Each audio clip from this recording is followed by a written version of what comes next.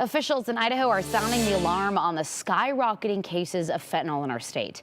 Today, we heard from the U.S. Attorney for the District of Idaho on what he calls one of the largest fentanyl seizures in our state history. Our Jude Binkley talked to him about this case. Jude, what'd you learn? Well, Morgan, the U.S. Attorney for Idaho, Josh Hurwitz, announced a Nampa woman was sentenced to 12 years in federal prison for possession with intent to distribute 15 pounds of fentanyl. When she was arrested last June, Hurwitz says she had over 30,000 fentanyl pills and nearly 8 pounds of fentanyl powder.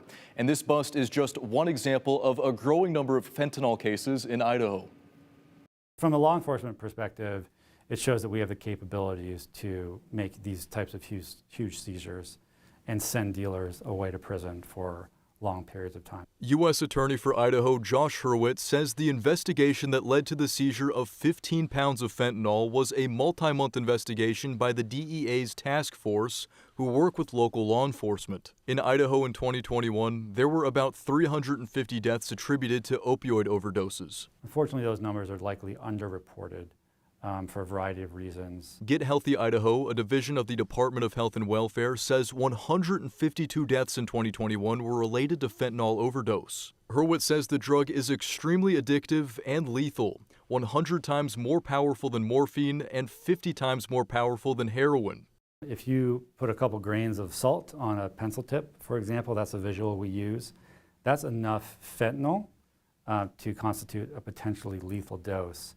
And I have here, a sweet and low packet, which is 1 gram. So if you do the math, and 2 milligrams of fentanyl is a potentially lethal dose. There's 500 potentially lethal doses in this packet if this was fentanyl.